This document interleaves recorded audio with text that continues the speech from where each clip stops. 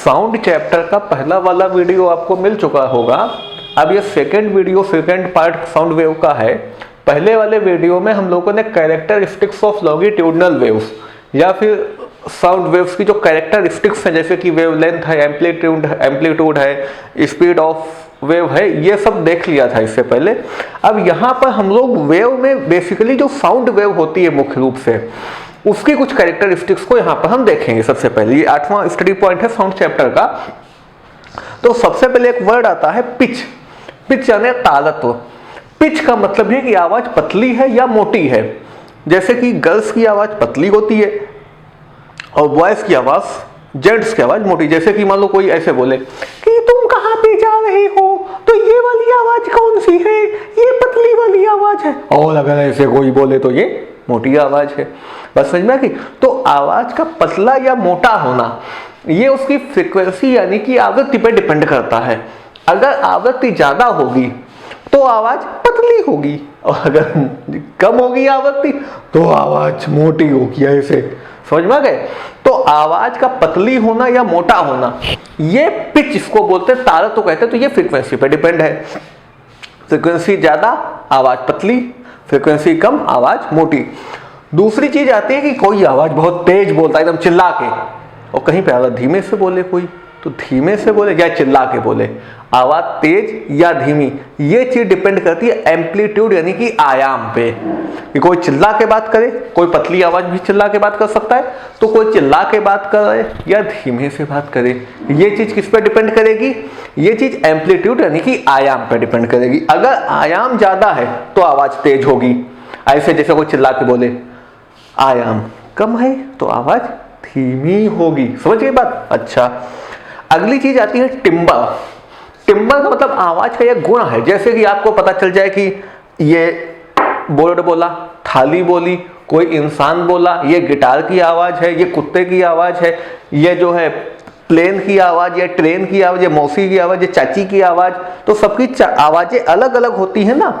तो ये बेसिकली आवाज की एक क्वालिटी है, ये किसी पे डिपेंड नहीं करती। तो आवाज की क्वालिटी का मतलब आवाज की अपने आप यूनिकनेस, आवाज की अद्वितीयता।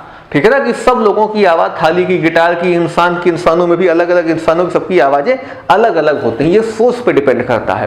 तो अगली चीज आती है इंटेंसिटी यानी कि तीव्रता। तीव्रता का मतलब है पर यूनिट एरिया पर कितनी एनर्जी पड़ रही है। जैसे कि मान लीजिए कहीं पे साउंड बहुत तेज बज रहा है, ठीक है ना, तो यहाँ पे तीव्रता ज्यादा है। आप उसके पास जाओगे, आपके कान सुनाई देना बंद हो जाए, सन ऐसी सीटी ऐसी बजने लगेगी। तो आवाज की तीव्रता मतलब आवाज की मात्रा। पर समझ में आ रही कि एक क्षेत्रफल पे आपके कान में पर सेकंड कितनी आवाज पहुंच रही है। जैसे कोई बहुत तेज चिल्लाए या कोई आप साउंड के पास में या डीजे के पास में पहुंच जाओ, ठीक है ना, तो इसको बोलते हैं इंटेंसिटी। जैसे कहीं पे कोई भोपा या शादी में या कोई मेला, झंडा, जुलूस वगैरह खूब तेज आवाज बजाते थे ना, तो वो क्या, वो इंटेंसिटी उसको बोलते हैं। ये एम्पलीट्यूड के स्क्वायर पे डिपेंड करता है। ये डिपेंड करता है इंटेंसिटी एम्पलीट्यूड के स्क्वायर पे। एम्पलीट्यूड के यानी ये आयाम पे, ये आयाम के स्क्वायर पे डिपेंड करेगा और इसको डेसिबल से मेजर करेंगे। तो ये अपनी हो गई तीव्रता, एम्पलीट्यूड। जैसे कि एम्पलीफायर होता है ना, हाँ, तो ये इंटेंसिटी है, तीव्रता है। ये चीज डिपेंड करती है आयाम के स्क्वायर पे। तीव्रता समझिए, कोई चीज मतलब कहीं पर साउंड पे था खूब तेज बजा, आप उसके पास पे आपको सुनाई देना बंद हो गया ना, तो उसकी क्या ज्यादा, उसकी तीव्रता ज्यादा है, ठीक है ना, उससे बहुत ज्यादा आवाज निकल रही। इसका फार्मूला होता है कि आपके कानों में कितनी साउंड एनर्जी। अब आप जैसे साउंड बज रहा, आप उसके जैसे जैसे पास जा रहे हो वैसे वैसे उसकी तीव्रता ज्यादा होती जा रही। बात समझ में आ गई? आपके कानों तक आने वाली साउंड एनर्जी ज्यादा हो रही है। तो एक आपके कानों में या प्रति क्षेत्रफल में, यहाँ पे क्षेत्रफल आपका कान है, तो आपके कानों में पर सेकंड कितनी साउंड एनर्जी आ रही है, इसको बोलेंगे इंटेंसिटी। जो है आयाम के स्क्वायर पर डिपेंड करेगी। ये डेसिबल में मेजर करेंगे, डेसिबल में इसको नापते हैं। कहीं कहीं जगह पे ये कह भी देते हैं लोगों के डिस्टर्बेंस को ध्यान में रखते हो कि आप इतने ज्यादा डेसिबल से ज्यादा साउंड नहीं बजा सकते। मतलब जितना ज्यादा डेसिबल साउंड उतनी तेज आवाज होगी। समझ गए बात? इसके बाद में अगला है reflection of sound and it's loss. ध्वनि का परावर्तन और उसके नियम। ध्वनि का परावर्तन एकदम बिल्कुल सीधी साधारण सी बात है कि अगर कोई आवाज, कोई ध्वनि, कोई साउंड किसी चीज पे जाके टकराती है तो वो टकरा करके वापस फिर उसी माध्यम में वापस चली आती है। इसी चीज को जो है ध्वनि का परावर्तन बोलते हैं। Sound wave get reflected at the surface of a plane, मतलब जो है ध्वनि तरंग जो है वो किसी प्लेन के सरफेस पे जो है टकरा के वहां से परावर्तित होती है। द लॉ, इसी को जो है यही साउंड का परावर्तन, किसी जैसे ये मान लो ये चीज है, इस पे साउंड वेव टकरा के वापस आई, परावर्तन का मतलब किसी चीज पे जाके वापस आना, इसको परावर्तन कहते हैं। Sound wave get reflected at the surface of a plane, किसी प्लेन के सरफेस से टकरा करके जो आवाज है वो परावर्तित होती है, ये परावर्तन होगा। The laws of reflection are as follows, और ये जो है दो परावर्तन के नियम जो लाइट के होते हैं। पहला तो ये है कि जो साउंड जाएगा, ठीक है ना, मतलब जो आवाज जाएगी वो जहां पे टकराएगी, टकरा के वापस आएगी। मान लो आवाज गई, इस पे गई, यहाँ पे टकराई, टकरा के वापस आई, और जिस बिंदु पे टकराई उस बिंदु पे अगर हम एक परपेंडिकुलर एक लंब डाल दें तो ये तीनों चीजें एक ही जगह पर होंगी। समझ गए? आवाज का जाना, जिस जगह पे आवाज जा रही है, जिस जगह पे टकराई, टकरा के वापस आना, और जिस बिंदु पे टकराई वो बिंदु, ये सब चीजें एक ही जगह पर होंगी। बात समझ में आ गई? The direction of incidence of sound, मतलब जिस दिशा में आवाज जा रही है, इट्स रिफ्लेक्शन, इसका वापस आना, परावर्तित होना, and that normal drawn the reflecting surface at the point of incidence, और जिस जगह पे आवाज टकराई वहां से अगर एक लंब खींच दिया जाए, ये सब एक ही तल में होगा। जैसे मान लो ये एक तल है, यहाँ पे ये आवाज आई, टकराई, टकरा के वापस गई, और जिस बिंदु पे टकराई ना, यहाँ पे अगर हम एक परपेंडिकुलर एक लंब बना दें तो ये बिंदु पे खींचा गया परपेंडिकुलर, ये आने वाली आवाज यानी जो इंसिडेंस साउंड है, इंसिडेंस साउंड, और जो साउंड वापस का reflected sound,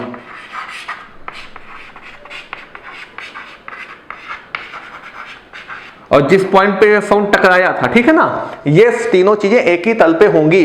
the direction of incidence sound ये, इट्स रिफ्लेक्शन ये, and that normal down to the reflecting surface at the point of incidence, तो ये जो नॉर्मल हमने बनाई इस रिफ्लेक्टिंग सरफेस पे, ये जो पॉइंट है जहां पे टकरा है, इसको पॉइंट ऑफ इंसिडेंस बोलेंगे।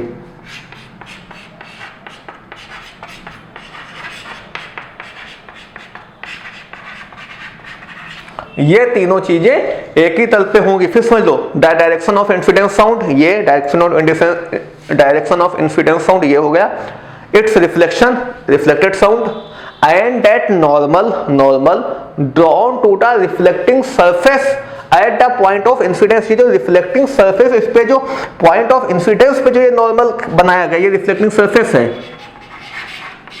ये रिफ्लेक्टिंग सरफेस, इसके इंसिडेंस पॉइंट पे जो नॉर्मल बना, ये तीनों चीजें एक ही प्लेन पे हैं, all three in the same plane. समझ गए? दूसरी चीज, angle of incidence and angle of reflection बराबर होगा। देखो ये नॉर्मल है, तो जो इंसिडेंस साउंड और नॉर्मल के बीच में जो एंगल है ये वाला, इसको हम बोलेंगे angle of incidence, angle of incidence. और जो नॉर्मल और रिफ्लेक्टेड साउंड के बीच में ये वाला जो एंगल है, इसको हम बोलेंगे एंगल ऑफ रिफ्लेक्शन।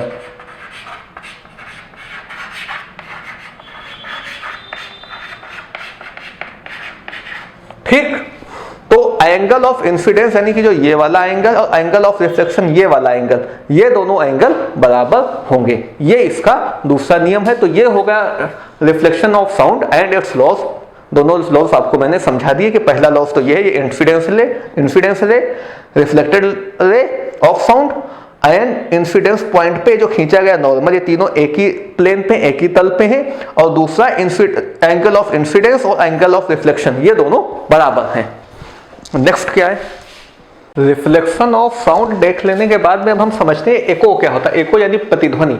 प्रतिध्वनि का मतलब यह है कि जो अभी हम लोगों ने रिफ्लेक्शन ऑफ साउंड, ध्वनि का परावर्तन समझा ना, तो ध्वनि जो साउंड है वो किसी चीज से जाकर टकरा कर जो वापस आने वाली आवाज जो आती है, इसको प्रतिध्वनि बोलते हैं। कि कोई बहुत बड़ी कोई लार्ज चीज है, लाइक कोई हिल, कोई पहाड़ी वगैरह, वहां पे हमने जैसे कोई चीज चलाया, मान लो जैसे कहा पूजा, तो सुनाई दे पूजा पूजा पूजा पूजा, इस तरीके से जो चीज वापस सुनाई दे रही है, ठीक है ना। कोई नाम लिया, ठीक है ना, जैसे कहा आशीष, फिर आशीष आशीष आशीष आशीष, ऐसे धीमे धीमे, तो किसी चीज पे जगह किसी चीज का टकराना और टकरा करके वापस सुनाई देना, उसको गूंज, उसको प्रतिध्वनि बोलते हैं।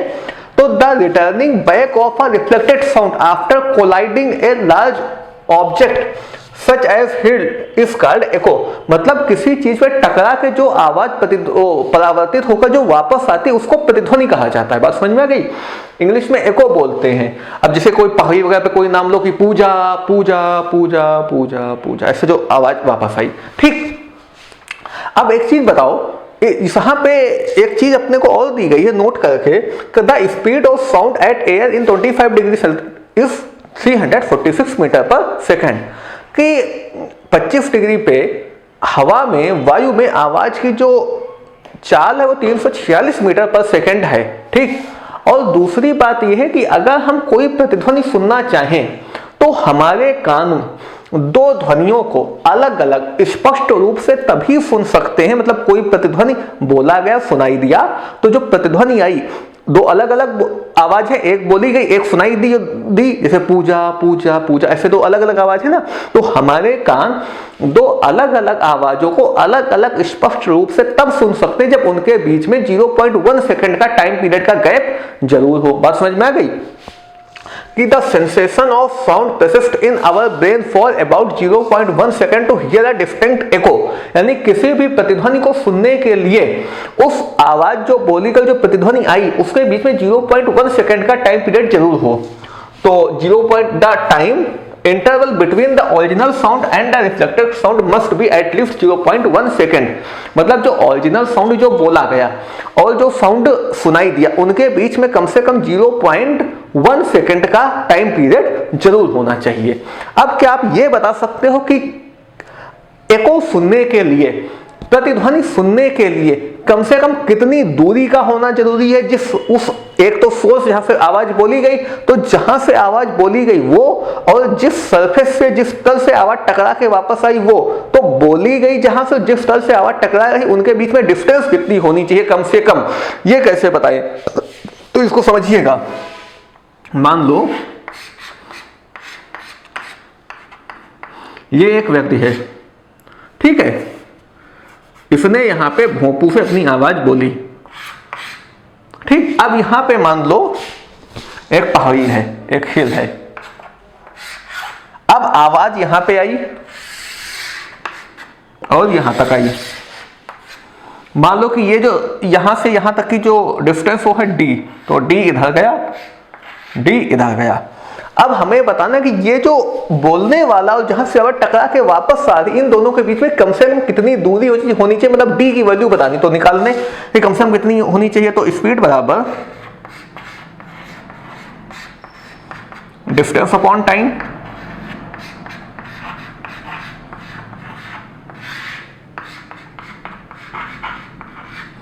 स्पीड कितनी है? 346 मीटर पर। अब यहां पे एक बार आवाज ऐसे जाएगी, फिर ऐसे आएगी, तब ना हमको सुनाई दे। भाई हमने कोई नाम बोला तो आवाज एक बार इधर गई, इधर जाके फिर वापस इधर आई, तब सुनाई दी ना। तो स्पीड बार 346, डिस्टेंस है 2d, और कम से कम कितना समय लगेगा? 0.1 सेकंड का। भाई कम से कम 0.1 सेकंड का तो समय चाहिए ही चाहिए ना। तो ये हो गया 0.1। इतनी बात समझ में आ गई? कोई दिक्कत?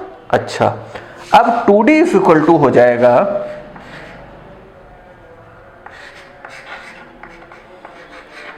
346 इंटू 0.1, मतलब कि 2d इज इक्वल टू 34.6, मतलब कि d is equal to 17.3 metre. मतलब एटलीस्ट 17.3 मीटर की डिस्टेंस होनी चाहिए जो आवाज जहां से बोली जा रही और जिस तल से आवाज टकरा के वापस आ रही उसके बीच में। तो कम से कम 17.3 मीटर। अब आप समझो 17.3 मीटर कितना है। मेरी हाइट बहुत ज्यादा 5.5 फीट होगी, 1 मीटर से कुछ ज्यादा, 1 मीटर से 1.5 मीटर मान लो, बहुत ज्यादा से ज्यादा 1.5 मीटर नहीं होगा, फिर भी समझ लो 1.5 मीटर। तो 1.5 मीटर मेरी हाइट, तो 17.3 मीटर कितनी ज्यादा हाइट, कितनी ज्यादा लंबाई। इतनी लंबाई जब होगी तब हम एको सुन सकते हैं, वो भी कम से कम 17.3 मीटर। तब जो एको आएगा उसके बीच में 0.1 सेकंड का गैप होगा जो हम सुन पाएंगे। तो कम से कम 17.3 मीटर की डिस्टेंस जरूर होनी चाहिए जहां से आवाज बोली गई, जहां से आवाज टकरा के आई उनके बीच में, तब जाकर हम प्रतिध्वनि को सुन पाएंगे। नेक्स्ट अपना है रिवर्बरेशन, यानी कि अनुरणन। नॉर्मल भाषा में आप समझो गूंज। तो जो गूंज होती है, हमने कोई चीज बोली, वो चीज उसका पीछे का हिस्सा हल्का सा सुनाई, जैसे आशीष शीश सुनाई दिया, या कोई शब्द बोला उसका जो पीछे का हिस्सा वो सुनाई नहीं देता। कमरों में गूंज ऐसी होती है कि आवाज गूंज रही है, तो जो आवाज का गूंजना है इसको बोलते हैं अनुरणन। ये गूंज क्या होती है, क्यों गूंजती है आवाज? आवाज जब कोई कमरा है, कोई हॉल टाइप का अगर है, वहां पे आवाज गूंजती है क्योंकि वहां पे आवाज जो है उसकी छतों से दीवारों से टकरा करके पूरी तरह से तो वहां एको हो नहीं पाएगा, क्योंकि एको के लिए 17.3 मीटर कम से कम दूरी चाहिए। तो वहां पे प्रतिध्वनि तो नहीं आती है, एको तो नहीं होता, मगर रिवर्बरेशन होता है, आवाज की गूंज सुनाई देती है। तो आवाज की गूंज है the persistence of sound in a big hall due to repeated reflection from the walls, floor and roof of the hall is called reverberation. कि किसी हॉल में, किसी कमरे में जो आवाज उसकी छत से, दीवारों से, छत से टकरा करके जो बाद में सुनाई देती है वो गूंज होती है। समझ गए गूंज? अब गूंज तो आपने कई बार सुनी होगी, खुद ही आपने अनुभव किया होगा गूंज। अब एक क्वेश्चन देखो, a person clapped his hand near a cliff, एक खड़ी चट्टान के पास एक व्यक्ति ने ताली बजाई, and heard the echo after 5 second, और उसके 5 सेकंड बाद उसका एको, उसकी प्रतिध्वनि उसे सुनाई दी। What is the distance of cliff from the person if the speed of sound v is taken as 346 metre per second, if the speed of sound होगा यहाँ पे।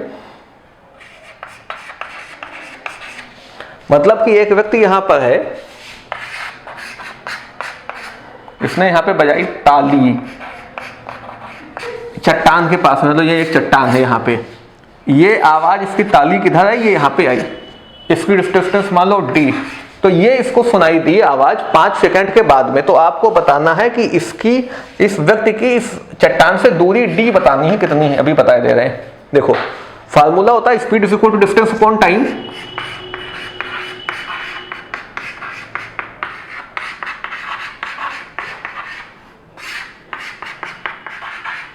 स्पीड कितनी, 346। आवाज ने डिस्टेंस कितनी कवर की, एक इधर से डी गई, उधर से वापस आई, 2d, डिस्टेंस 2d। टाइम कितना लगा, टाइम लगा 5 सेकेंड। तो 346 into 5 is equal to 2d, ये हो जाएगा 1730। तो d बराबर 865, 800, 800, 1600।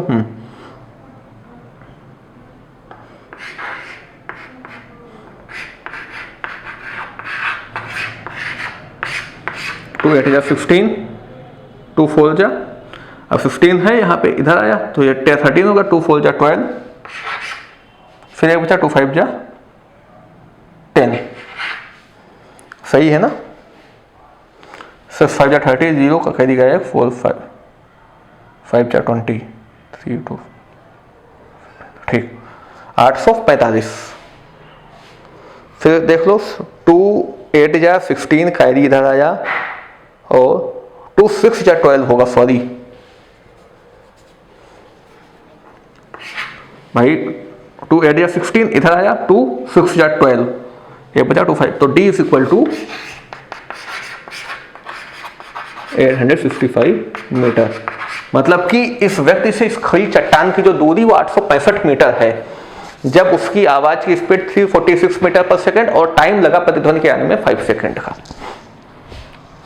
इसके आगे नेक्स्ट स्टडी पॉइंट है अपना रेंज ऑफ ऑडियोबिलिटी, यानी कि श्रव्यता का परिसर, मतलब किस रेंज से किस रेंज तक की साउंड वेव्स को, ध्वनि तरंगों को, साउंड को हम सुन सकते हैं। तो श्रव्यता का जो परिसर, जो रेंज ऑफ ऑडिबिलिटी है, वो है 20 हर्ट्ज से लेकर के 20,000 हर्ट्ज तक की जो फ्रीक्वेंसी की साउंड वेव्स का जो साउंड है वो हम सुन सकते हैं। अगर कोई पूछे कि रेंज ऑफ ऑडिबिलिटी क्या है, कौन सी रेंज का साउंड हम सुन पाएंगे, तो आप बता दीजिए कि 20 हर्ट्ज से लेकर के 20,000 हर्ट्ज तक की रेंज का जो साउंड है वो हम आसानी से सुन सकते हैं। तो रेंज ऑफ ऑडिबिलिटी में the range of frequency from 20 hertz to 20,000 hertz is known as frequency range of hearing in humans. मतलब मनुष्यों में जो फ्रीक्वेंसी रेंज है वो 20 हर्ट्ज से लेकर के 20,000 हर्ट्ज तक की होती है। अब इसके बाद आता है क्लासिफिकेशन ऑफ साउंड, ध्वनि का वर्गीकरण। तो साउंड को 3 भागों में बांटा है। एक तो आपको बताया कि 20 हर्ट्ज से 20,000 हर्ट्ज तक की जो फ्रीक्वेंसी का साउंड वो तो हम सुन सकते हैं। तो एक तो साउंड 20 हर्ट्ज से 20,000 हर्ट्ज तक का हो गया, ठीक है ना। अब जो साउंड 20 हर्ट्ज से कम आवृत्ति का है, जो हम नहीं सुन सकते हैं, भाई हम सुन सकते हैं 20 से 20,000 हर्ट्ज, तो 20 हर्ट्ज से कम फ्रीक्वेंसी का जो साउंड है उसको हम कहते हैं इंफ्रासोनिक साउंड, इंफ्रासोनिक साउंड या इंफ्रा साउंड, ठीक है। कौन सा साउंड, जो 20 हर्ट्ज से कम की आवृत्ति का, इसको हिंदी में अवश्रव्य तरंगे बोलते हैं, जैसे अर्थक्वेक्स आता है ना वो, या पेंडुलम। तो ये जो साउंड है, ये साउंड हम नहीं सुन सकते, बहुत धीमी आवृत्ति यहाँ पे फ्रीक्वेंसी हो, यानी 20 हर्ट्ज से कम। 20 हर्ट्ज का मतलब है 1 सेकंड में जो 20 बार कंपन करे वो 20 हर्ट्ज। तो जो 20 हर्ट्ज से कम आवृत्ति का साउंड है वो हम नहीं सुन पाएंगे, उसको हम इंफ्रा साउंड बोलेंगे, अवश्रव्य तरंगे कहेंगे। तो basis of frequency we classified sound in 3 types. Sound का क्लासिफिकेशन में देखो, the sounds frequencies lower than 20 hertz are known as infrasonic sound waves and this sound is called infra sound. मतलब वो sound जिसकी जो फ्रीक्वेंसी रेंज है वो 20 hertz से कम हो, 20 हर्ट्ज से कम, 20 से कम बार वो 1 सेकंड में जो है वाइब्रेशन करे, तो ऐसे साउंड को हम इंफ्रासोनिक साउंड या अवश्रव्य तरंगे हिंदी में बोलेंगे, जैसे अर्थक्वेक का साउंड, पेंडुलम का साउंड, या इस प्रकार के जो साउंड होते हैं। दूसरा साउंड आपको अभी बताया कि 20 हर्ट्ज से लेकर के 20,000 हर्ट्ज तक का जो साउंड है, 20 हर्ट्ज से 20,000 हर्ट्ज तक का जो साउंड है वो ऑडिबल साउंड यानी कि श्रव्य तरंगों में आ जाएगा। तो the sound waves which we can hear easily are called audible sound. This wave frequency between 20 hertz to 20,000 hertz. वही वाली बात लिखी हुई है कि जिस आवाज को, जिस साउंड को हम आसानी से सुन सकते हैं उसको हम ऑडिबल साउंड बोलते हैं, और इसकी जो फ्रीक्वेंसी रेंज होती है वो 20 हर्ट्ज से 20,000 हर्ट्ज तक होती है। अगला आता है अल्ट्रासाउंड या अल्ट्रासोनिक साउंड वेव्स। तो जो साउंड वेव्स की फ्रीक्वेंसी 20,000 हर्ट्ज से ज्यादा होती है उसको हम अल्ट्रासाउंड बोलते हैं, हिंदी में इसको पराश्रव्य तरंगे कहा जाता है। तो the sounds of frequencies higher than 20,000 hertz are known as ultrasonic sound waves and this sound is called ultrasound. मतलब ऐसा साउंड जिसकी फ्रीक्वेंसी रेंज 20,000 हर्ट्ज से ज्यादा हो उसको हम अल्ट्रासाउंड बोलेंगे, और ऐसी साउंड वेव्स को हम अल्ट्रासोनिक साउंड वेव्स बोलते हैं। मतलब कि समझ लो 0 to 20 हर्ट्ज ये कौन सा साउंड है, इंफ्रा, ये इंफ्रा साउंड। फिर 20 हर्ट्ज टू 20,000 हर्ट्ज यह है ऑडिबल साउंड।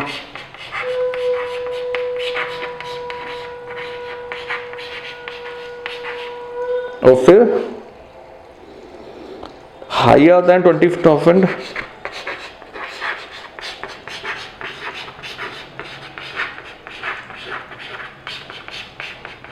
इसको बोलेंगे अल्ट्रासाउंड।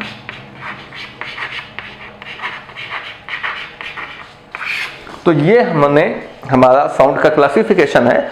साउंड 3 तरह के होते हैं, 0 से 20 हर्ट्ज का साउंड इंफ्रासोनिक साउंड, 20 हर्ट्ज से 20,000 हर्ट्ज तक का साउंड जो हम सुन पाते हैं ऑडिबल साउंड, और 20,000 हर्ट्ज से हायर फ्रीक्वेंसी का जो साउंड है वो अल्ट्रासाउंड है। अब नेक्स्ट स्टडी पॉइंट है अपना एप्लीकेशन ऑफ अल्ट्रासाउंड। उसके बाद अपना जो नेक्स्ट स्टडी पॉइंट है वो है एप्लीकेशन ऑफ अल्ट्रासाउंड, और ये चैप्टर भी अब धीरे धीरे समापन की ओर आ गया है, और ये अपने 9th क्लास के लास्ट चैप्टर का लास्ट स्टडी पॉइंट है। इसके बाद कुछ न्यूमेरिकल्स लगवाएंगे और उन न्यूमेरिकल्स के बाद में इस चैप्टर के साथ साथ ये 9th क्लास का कोर्स भी खत्म हो जाएगा। तो अल्ट्रासाउंड के जो एप्लीकेशंस हैं पराश्रव्य तरंगों के अनुप्रयोग, वो पहला तो ultrasound is used in industry for detecting flaws cracks etc in metal blocks without damaging them. कि अगर कोई मेटल का कोई ब्लॉक है, किसी धातु का कोई लट्ठा है, कोई टुकड़ा है, कोई गुटका है, तो उसमें कहीं पर कोई क्रैक्स वगैरह कोई चिटका तो नहीं गया है, ये जानने के लिए बिना उस धातु के टुकड़े को नुकसान पहुंचाए इसका प्रयोग किया जाता है अल्ट्रासाउंड का, ताकि धातु की जांच हो सके इसमें कोई चिटकाना या कोई क्रैक वगैरह तो नहीं आया है। दूसरा, ultrasound is used in industry to clean hard to reach parts of objects such as spiral tubes और शेप्स मशीन्स ईटीसी। कि जो अल्ट्रासाउंड है उसका इस्तेमाल होता है मशीनरी में, फैक्ट्रीज में, जहाँ पर जो है हाथ नहीं पहुँच पाता या कोई ब्रश वगैरह नहीं पहुँच पाता, ऐसी चीज़ों कोई सफाई करनी होती है, जैसे कोई स्पाइरल ट्यूब वगैरह है या कोई स्प्रिंग टाइप की जहाँ तक हाथ या उंगली नहीं पहुँच पा रही है, ऐसे पार्ट्स की सफाई करने के लिए भी उसमें अल्ट्रासाउंड भेजते हैं, उससे उस चीज़ की सफाई करी जाती है। तो दूसरा हमारा यही है कि ultrasound is used in industries में अल्ट्रासाउंड को यूज करते हैं to clean hard to reach, जहाँ पे पहुँचना मुश्किल हो, parts of object such as spiral tubes और शिप्स मशीन ईटीसी। उल्टे सीधे टाइप की जो मशीन है जहाँ पे हाथ नहीं पहुँच पाता, उनकी सफाई करने के लिए अल्ट्रासाउंड को हम यूज करते हैं। थर्ड है, ultrasound is used to investigate the internal organs of the human body such as liver, gall bladder, pancreas etcetera. कि आपने सुना होगा कि आज हम उसका अल्ट्रासाउंड कराएं, तो जो हमारे शरीर के आंतरिक अंग हैं उन अंगों को जांच करने के लिए, उनका विश्लेषण, उनको इन्वेस्टिगेशन करने के लिए अल्ट्रासाउंड होता है, जो आप सब परिचित होंगे। अगला अल्ट्रासाउंड हम लोग करते हैं कि अगर कोई गर्भस्थ शिशु है, ऐसा शिशु जिसका भी जन्म नहीं हो, जो अभी माँ के गर्भ में है, उस शिशु को देखने के लिए वो कैसा है, क्या स्थिति, उसके लिए अल्ट्रासाउंड यूज करते हैं। तो ultrasound scans are used to monitor the development of underborn baby inside mother's uterus. मतलब जो बेबी अभी जिसका जन्म नहीं हो, जो अनबॉर्न बेबी है, गर्भ के अंदर जो गर्भस्थ शिशु है, उसकी जो है उसके विकास की जांच करने के लिए अल्ट्रासाउंड का इस्तेमाल करते हैं। Ultrasound is used to break kidney stones. और अगली चीज है अल्ट्रासाउंड, जो किडनीज में जो स्टोन्स, जो पथरियां हो जाती हैं, उनको तोड़ने के लिए भी अल्ट्रासाउंड का प्रयोग किया जाता है। अब कुछ एनसीईआरटी के न्यूमेरिकल्स देख लो। अब चैप्टर खत्म होने के पहले कुछ 2-4 एनसीईआरटी के न्यूमेरिकल्स देख लिए जाएं, उसी के बाद फिर आगे चलते हैं। A person has a hearing range from 20 hertz to 20 kilohertz. What are typical wavelength of sound waves in air corresponding to this two frequencies. Take the speed of sound air is 344 metre per second. मतलब एक व्यक्ति है जिसकी जो सुनने की क्षमता है वो 20 हर्ट्ज से लेकर 20 किलोहर्ट्ज तक है। तो ये कह रहा है कि अगर साउंड की स्पीड 344 मीटर पर सेकंड मानी जाए तो 20 हर्ट्ज और 20 किलो हर्ट्ज पर तरंगदैर्घ्य कितनी होगी। तो आओ निकाल लेते हैं। वेवलेंथ पूछ रहा है, चलिए कोई दिक्कत नहीं, अभी निकालते हैं। तो पहले केस में जो हमको फ्रीक्वेंसी दी है वो है 20 हर्ट्ज, ठीक। स्पीड दी है 344। अच्छा, स्पीड v बराबर न्यू लेमडा। हमें क्या बताना है, लेमडा बताना है। तो v अपॉन न्यू बराबर लेमडा। v कितना है 23।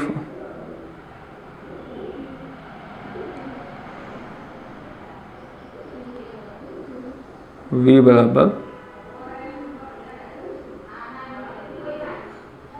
क्या बतानी है, What are typical wavelength of sound in air corresponding। और 20 हर्ट्ज है। v बराबर न्यू लेमडा।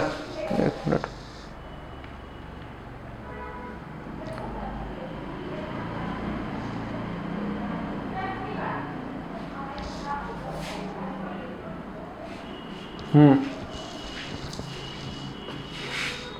लेमडा बराबर v अपान न्यू। और v कितना है, v 344 है। सॉरी, कुछ कंफ्यूजन मुझे हुआ था यहाँ पे। v है 344 और न्यू कितना है 20 है।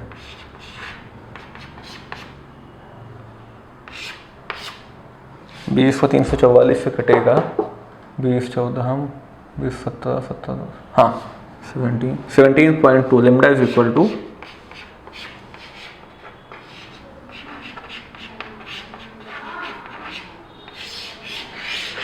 तो ये तो पहले केस में वेवलेंथ हो गई जब जो है फ्रिक्वेंसी हमारी 20 हर्ट्ज थी। अब अगर 20 किलो हर्ट्ज हो जाए फ्रिक्वेंसी, तो अगर फ्रिक्वेंसी हमारी 20 किलो हर्ट्ज होगी और स्पीड 344 रहे मीटर पर सेकेंड, तो तरंग दैर्घ्य बतानी है, बता देते हैं। v बराबर म्यू लेमडा, लेमडा बराबर v अपॉन न्यू। v कितना है 344, न्यू है 20 किलो हर्ट्ज मतलब 20,000। अब जब 20 था नीचे तो 17.2, यहाँ पे 3 जीरो एक्स्ट्रा आ गए, 3 जीरो एक्स्ट्रा आ गए ना 20 के बाद, 1 2 3, 20 तो यहाँ भी था, यहाँ पे 20 के बाद 3 जीरो एक्स्ट्रा, तो इस पॉइंट को 3 अंक आगे कर दो, तो 3 अंक आगे होएगा तो ये होगा 0.0172 मीटर। समझ गए? इसको जो है पॉइंट को 3 अंक आगे कर दे, यहाँ पे 20 था वहाँ पे 20,000, 3 जीरो इधर ज़्यादा हो ना, इसलिए पॉइंट को 3 अंक आगे कर दिया। अब ये वाला क्वेश्चन देखना, इसके लिए तो अलग चौक यूज करें ताकि कंफ्यूज ना हो कोई।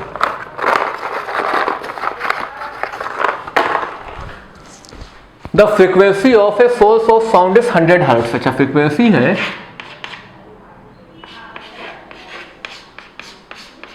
100 hertz. How many times does it vibrate in 1 minute? Frequency का मतलब है 1 सेकेंड में 100 टाइम, ठीक है ना। जो 1 सेकेंड में सोर्स ऑफ साउंड है वो 100 टाइम वाइब्रेट कर रहा है, तो sound vibrates in a second is equal to 100 times. तो फिर 60 सेकेंड में कितनी बार करेगा? Sound vibrates in 50 seconds, 100 into 60 तो हो जाएगा 6000 टाइम्स। तो अगर कोई सोर्स ऑफ साउंड है, वो उसकी जो फ्रीक्वेंसी वो 100 हर्ट्ज है, मतलब 1 सेकंड में 100 बार वाइब्रेट कर रहा है, तो फिर वो 1 मिनट में 6000 बार वाइब्रेट करेगा। अगले क्वेश्चन देखो, a stone is dropped from the top of a tower 500 metre high into a pound of water at the base of tower when is the splash hard at the top given g is equal to 10 metre per second square और v अपना दिया हुआ है 340 metre per second. मतलब कि एक 500 metre की ऊंचाई का एक मीनार है जिसके आधार पे एक तालाब बना हुआ है, तो मीनार की ऊंचाई, उसकी चोटी, उसके टॉप से एक पत्थर नीचे गिराया जा रहा है। तो क्वेश्चन है कि पत्थर पे गिरने के कितनी देर बाद जो पत्थर के पानी में गिरने की छपाक की आवाज जो ऊपर सुनाई देगी। क्वेश्चन कुछ ऐसा है, मान लो ये एक टावर है, यहाँ पे एक पत्थर है, को इस पत्थर की भी जो चाल है स्पीड वो 0 मीटर पर सेकेंड, अभी तो ये हाथ में ही है, फिर इसको नीचे गिराया गया, नीचे एक तालाब है, इसमें ये गिरा फचाक से पत्थर, ठीक। इस टावर की ऊंचाई दी है 500 मीटर, 500 मीटर टावर की ऊंचाई है। ये जो है ये एक टावर है। तो क्वेश्चन ये है कि पत्थर के गिरने के कितनी देर बाद इसकी आवाज ऊपर सुनाई देगी। तो इसमें देखो, एक तो पत्थर को गिरने में जो समय लगा, फिर यहाँ ये इसके आकर के पौंड में गिरा, फिर इसकी छपाक की आवाज ऊपर गई, ठीक है ना। तो एक तो पत्थर का नीचे गिरने में जो समय लगा, ये पत्थर, और फिर इसकी जो छपाक की आवाज हुई, ये आवाज, ध्वनि ऊपर जाना। तो जो गिरने के बाद समय लगेगा पत्थर की आवाज को ऊपर सुनाई देने में, तो एक तो वो समय लगा जो पत्थर को नीचे आने में लगा, फिर आवाज होने के बाद जो समय ऊपर जाने में लगा, तब जाके आवाज ऊपर आ गई। तो पहले तो पत्थर के नीचे गिरने में जो समय, फिर आवाज के ऊपर जाने में लगा समय, तब आवाज ऊपर। तो पत्थर को नीचे गिरने में समय देख लो,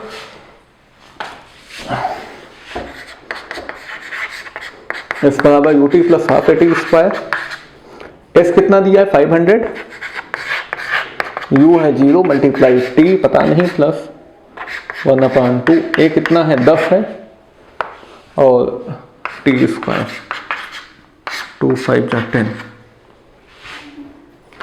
500, ये 0 हो गया, ये 5, टी स्क्वायर 5 है, 500 कटा 100, टी स्क्वायर बराबर 100, तो टी बराबर 10 सेकेंड। टी तो 10 सेकेंड आ गया टाइम।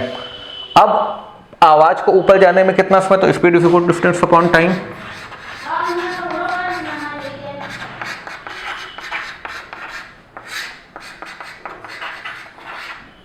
स्पीड कितनी है वॉइस की 340,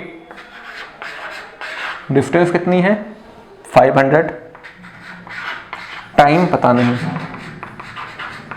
ये जो टाइम है ये पत्थर को नीचे गिरने में लगा हुआ टाइम निकाला है।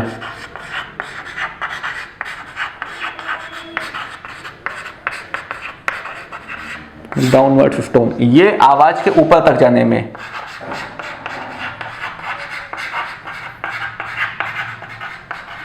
अपवर्ड साउंड, हाँ। तो टाइम इज इक्वल टू 50/34, 25/17, 17 को 25 से डिवाइड कर दो, एकम 17, 15 में से 7 गया, 7 7 14, 8 आया, यहाँ 0 पॉइंट लगाया, 0 बढ़ाया, 17 7 जा 68 हुआ, 10 में से 8 गया 2, यहाँ हो गया 7 में से 6 गया, 1 पॉइंट लगाई, 0 बढ़ाया, 17 चौके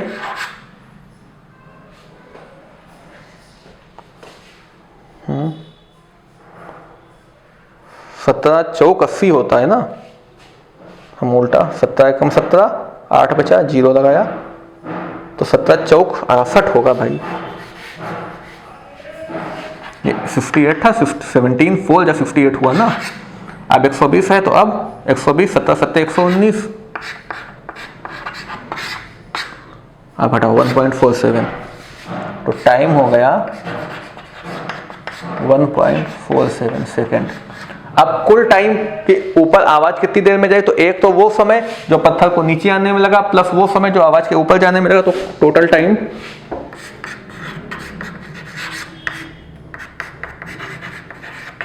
पत्थर को नीचे आने में जो समय लगा 10 सेकंड, ऊपर जाने में आवाज के जो समय लगा 1.47, यानी कंप्लीट टाइम लगा 11.47 सेकंड। ठीक, कंप्लीट टाइम अपना 11.47। अब अगला क्वेश्चन, चौक दूसरे कलर की ले लें।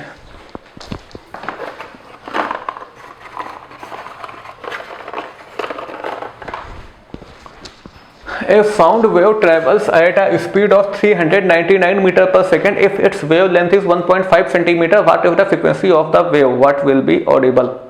अच्छा, एक साउंड वेव है, उसकी स्पीड 399 मीटर पर सेकंड दी है और वेव लेंथ 1.5 सेंटीमीटर है, तो बताना है उसकी फ्रीक्वेंसी क्या और क्या वो जो आवाज है वो सुनाई देगी। ठीक है, स्पीड यानी कि v और वेवलेंथ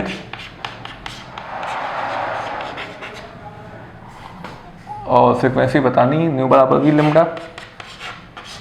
न्यू कितना है, न्यू ही तो बताना है। अच्छा, फ्रीक्वेंसी तो बतानी है। वी कितना है 399, 1.5। कुछ और तो नहीं दिया क्वेश्चन में?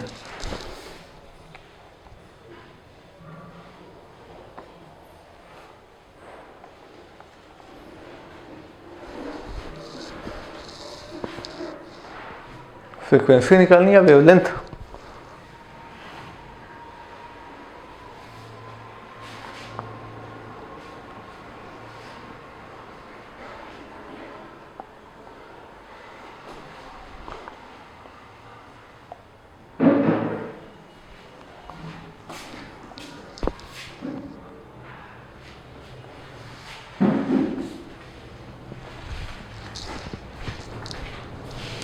यहाँ पर मैंने एक फार्मूला बेटा गलत लिख दिया है, v बराबर न्यू लेमडा होता, हमने न्यू बराबर वी लेमडा कर दिया है, इसी वजह से कंफ्यूजन हो रहा था कभी कभार जल्दी की वजह से। v बराबर न्यू लेमडा। मगर आपकी भी इतनी प्रैक्टिस नहीं चाहिए, अगर कोई क्वेश्चन गलत डायरेक्शन में जाने लगे तो आप समझ लो क्वेश्चन गलत दिशा में जा रहा है। जैसे हमें पूरा सॉल्व करने से पहले ही मुझे लगा कि कुछ ना कुछ गलत हो रहा है। तो v है 399, न्यू बताना है, लेमडा 1.5, सेंटीमीटर में है, मीटर में करने के नीचे 100 से डिवाइड कर दिया। अब न्यू बराबर 399, 100 इधर गया,